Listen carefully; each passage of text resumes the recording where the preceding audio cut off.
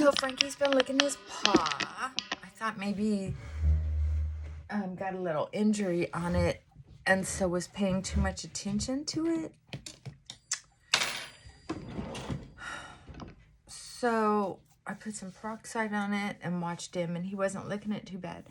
But I noticed that if I'm not paying attention to him, he starts licking it again. And I remember if Lucky did that,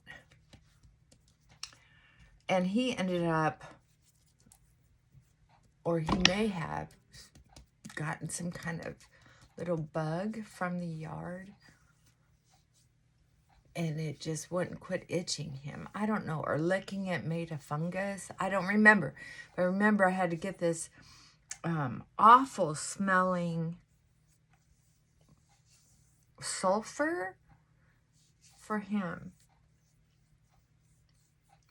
And now this boy, I put iodine on it, wrapped it in tape last night because he wouldn't quit licking it, and it was so pink. I wanted to make sure it wasn't getting infected. So I guess I'll have to Google it. Vet doctors now are like $225 a visit, I think. Because the only way I can afford to go is if I set an appointment. And the only guy I know, and I like him, and his office location is $225. And I like his no-nonsense farm vet mentality. So I don't remember how much the other vets cost, but it's comparative by the time you get out with everything they want you to buy. And so I don't feel bad about that. I feel a lot better about having an appointment that I can go to. And, oh, let me get that notification off. There we go. And then I don't have to take a whole day off of work because they can't fit my schedule. That's the important part to me, is not taking time off from work. Especially since I've cut back my hours. When I cut back my hours, I really don't want to afford taking a day off. Kind of greedy that way. So I'm going to try to treat it at home. You know, there are a lot of things now that we have YouTube. Holy cow. I mean, there are a lot of things we can do at home. It's wonderful. I remember hearing so many stories about, you know, back in the day when people didn't have to go to a doctor so much because someone in the family usually knew how to do whatever it was. I know that is one of the things that I've appreciated about the Mormon church, the friends that I've made over the years that attend there, is that almost every family, especially community, good boy, has someone in their family that can take care of you. I want you to be able to watch him. Let me know if he starts licking. I don't know how I can move this without breaking off. There we go. Keep an eye on him. So, and they always had extra food, you know, in case there was a feast or famine in the lands, you know, for whatever reason. I guess living out in the country, you know, I thought it was so weird when people were saying, oh, you got to stock up on stuff. And then we were being shamed on television on you people stocking up on everything is taking things away from other people. And I was thinking, Well, people should always be stocked up on especially daily things that you might need. You're such a good boy. So, we'll see what happens. I've got a long day today, so I better equip myself. I've had a little puppy love this morning. Let him out to potty. It's raining. I don't want to deal with being outside.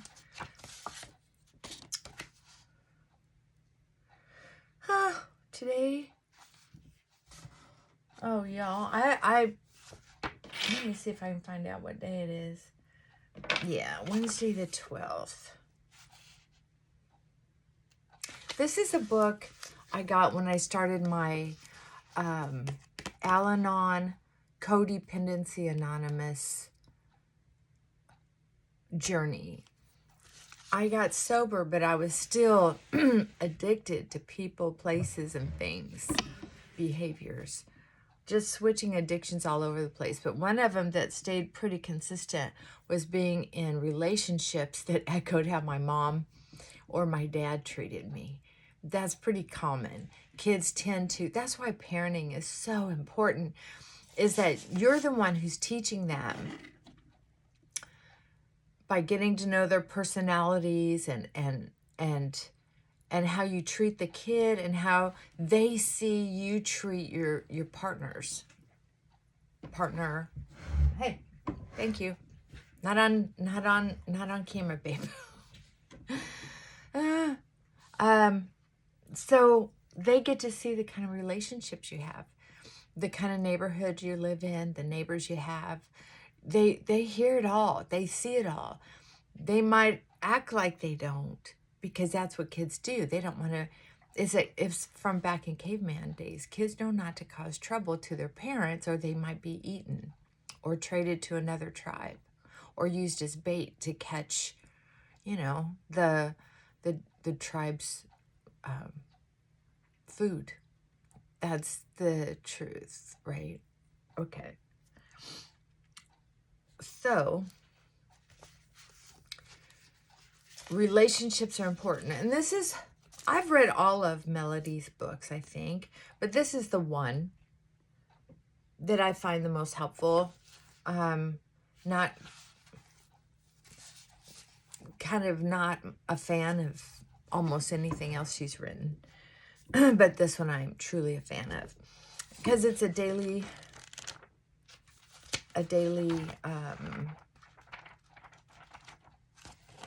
thought, like some of the other books I've read. I'm not saying I don't like her, and I'm not saying you might not enjoy some of her writings. You might. Her name is Melody Beatty, and I don't like any other editions of this book. This was her best, well thought out. I think the others, I think she did one about how she got on this journey. That book was interesting. I wish I hadn't read it, though, because this book is so important to me. I don't like it overshadowed with her journey. You know what I mean? But you may like it. I used to want to investigate everyone. My favorite poets, my favorite science fiction writers, which I'm not a big science fiction person. Oh, shoot, I gotta get ready. Blah, blah, blah. But anyway, this is the one. Okay. Letting go of those not in recovery. We can go forward with our life and recoveries, even though someone we love is not yet recovering. Picture a bridge.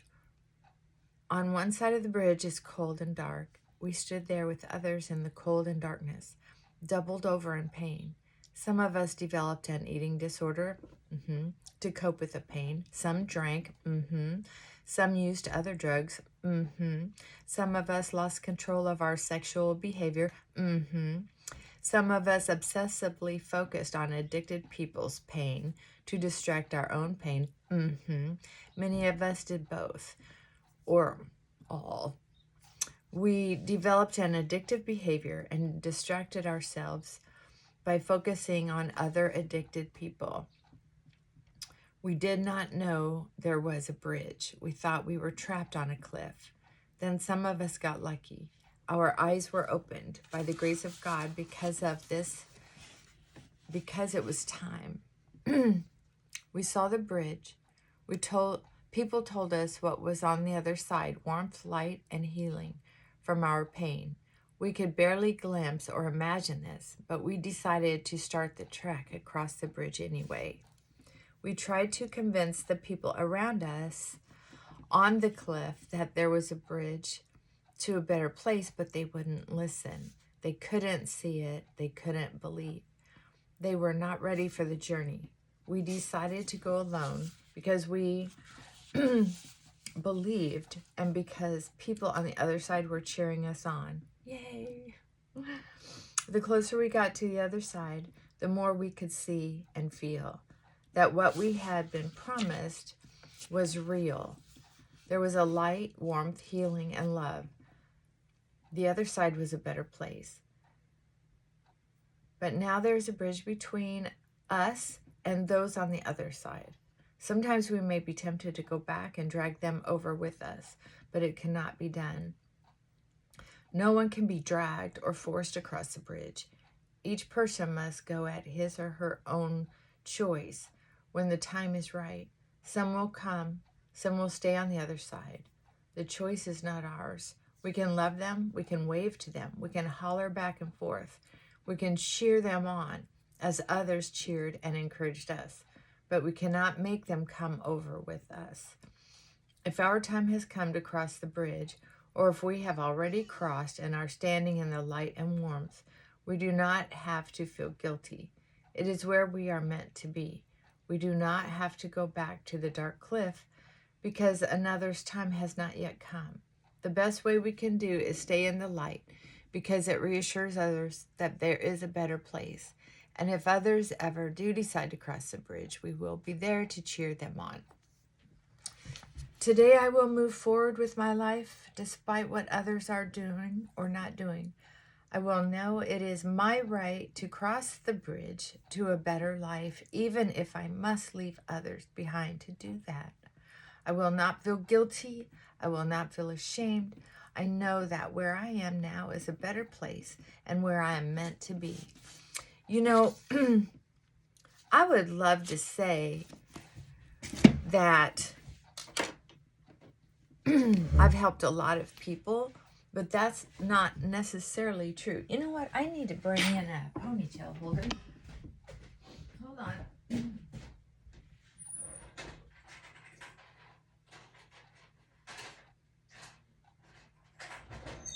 Yeah. Sorry about that. I've only got a couple minutes to get ready now because I've been dorking around. Yes, I have been. You know, it's hard. It can be lonely when we start wanting to change our lives. And I think that's one of the biggest things is once we get clean and sober, the big deal is now what? Oh, when we finally get to where we want to stop eating so much, we want to stop shopping so much, but when we quit doing that, there's a now what?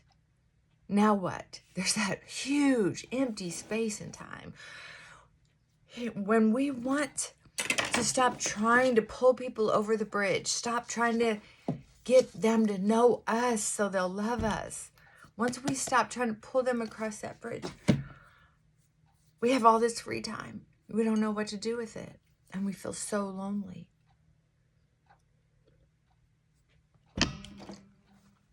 Some of us get angry, and so then we start fighting. That's self-righteous fighting.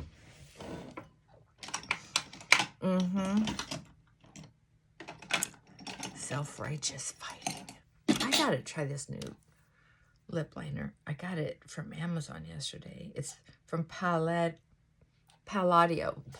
I've tried some of their other makeup before, but and loved it. But I forgot about them because I got so into Temu. So now went and tried another lipstick. I haven't seen it at a drugstore.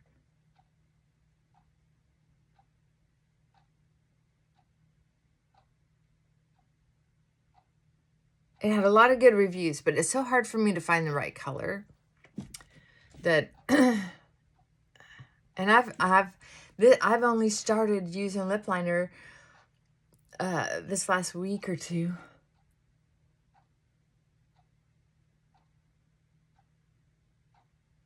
I tried it when I was younger, but I couldn't find the right color. And then I never spent enough money on makeup to really buy it from makeup stores, because I just thought, I even went to Merle Norman or Mary Kay, and I had buyer's remorse for ages. Every time I spent 20 bucks or more on a lipstick or anything.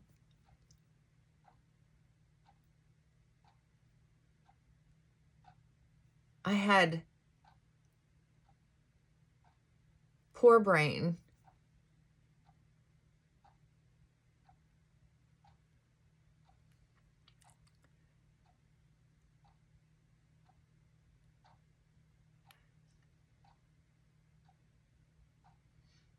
I've never had much of a lip line, so so it's kind of exciting to try to have a color. I think I'll try them. I keep saving my Clinique lipstick because I like this color for good, but it's going to go bad if I don't use it up. So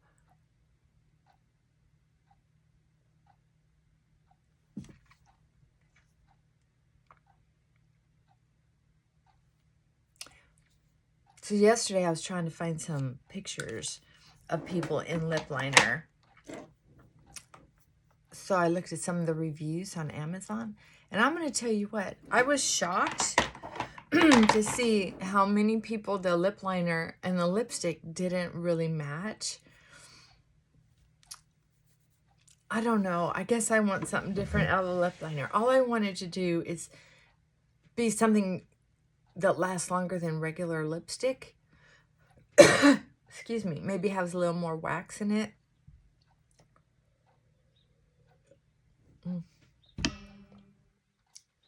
I gotta hustle up so that I can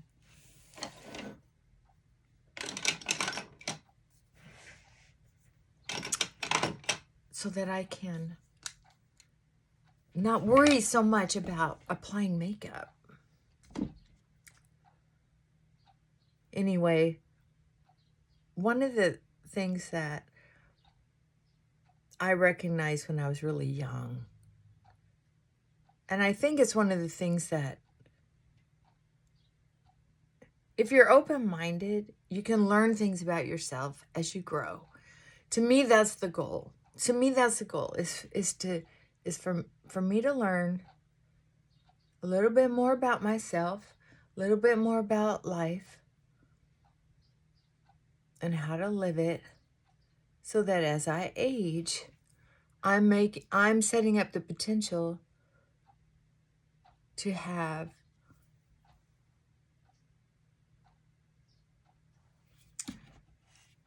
as much joy as I can before I die. To have a good death. To be able to die with the feeling that I did the best I could. I left behind as much positivity as possible. And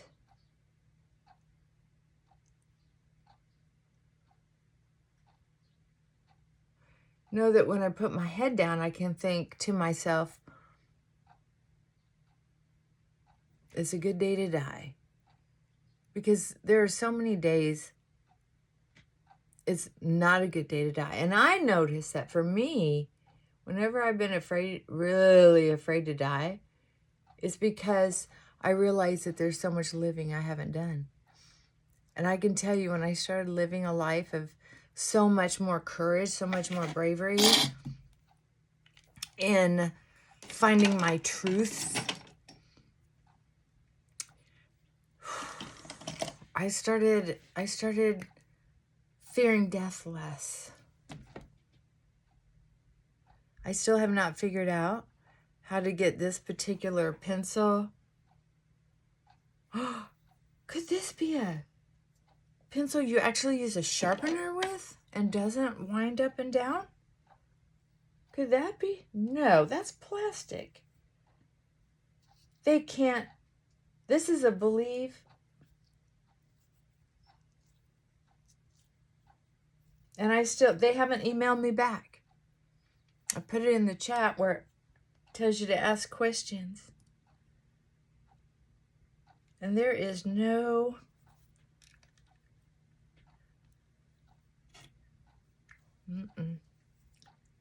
Yeah, I don't get it. I do not get it.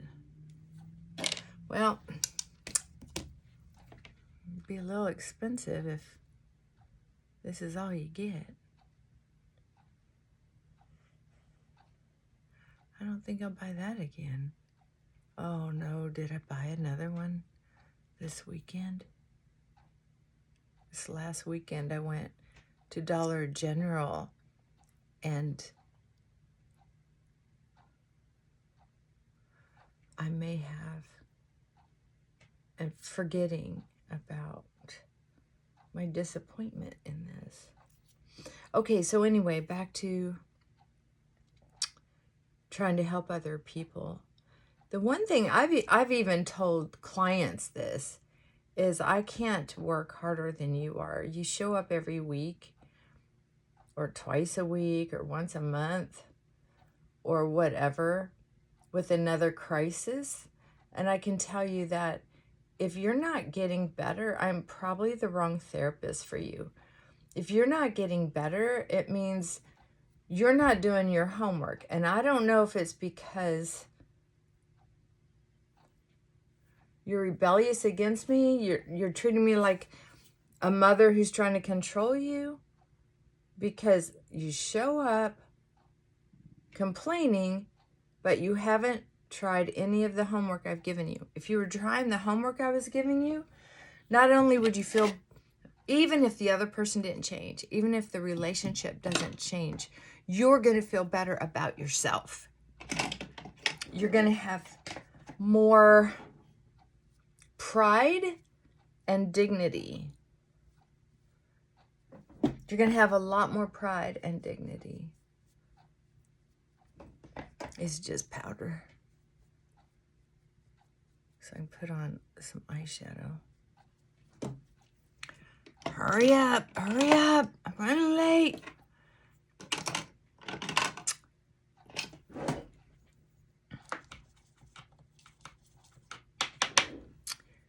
Yep, that's the truth. So that's usually what I say. And they'll go, no, okay, I'll finally start doing homework. I didn't used to be that tough on my clients until this last couple years.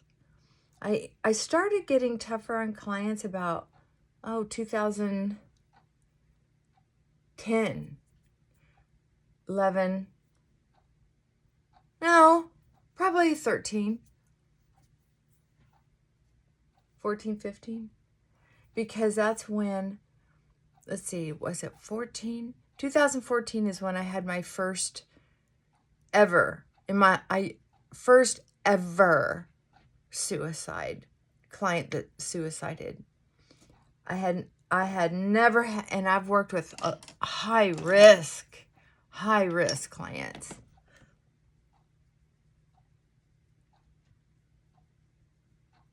That's my specialty. So when that happened, I started realizing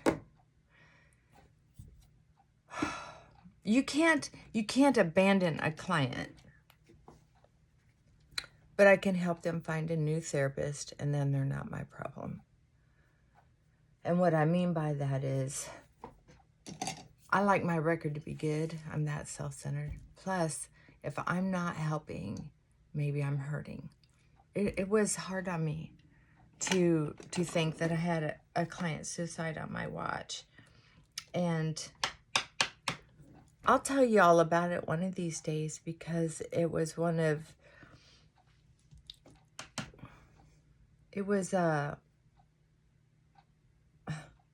someone who was always had consistently threatening suicide. Long history of it. The problem was that he also had trouble not drinking and doing drugs. So it complicated things, and was so attached to not feeling lonely. That's a disease all on its own, as far as I'm concerned. And someday it might be in the DSM, codependence. It's very scary for some people, and I know that. I went through it. Being alone, to some people, is so terrifying that it takes them back to caveman days, where if that baby's left alone, and you can hear babies do that. Some babies, you can hear them when they're screaming out for their mother, they're screaming out for their life. And for some people that have been abandoned by their parents over and over and over again, meaning they keep coming back, but only for a moment. They feel like if they scream, if they feel this terror, then that means they can somehow be taken out of it. But if their parents never came back, sometimes people just quit screaming and they just internalize it. Lots of different responses. Anyway,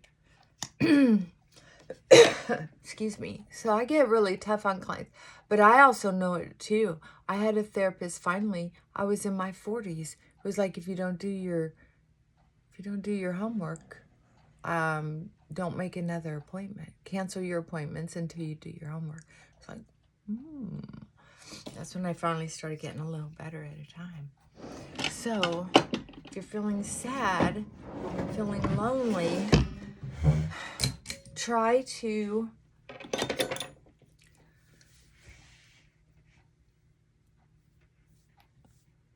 do some homework.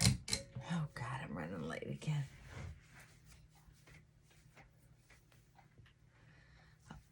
My headache's finally gone, but these sinuses. But I don't think I'm gonna braid it yet. All right, mwah. Y'all have a good day and take care of yourselves. If you're feeling lonely, do an online meeting. Lots of free meetings all day long for Al-Anon, Codependence Anonymous, AA. Just saying. It's very hard to cut other people out of our lives and let go when they're hurting us. And it's also, and if we drank or used everybody away, it's hard to make new friends and sit alone while we're building friendships. It can be scary. So, just thought I'd throw it out there. Mwah. Bye for now.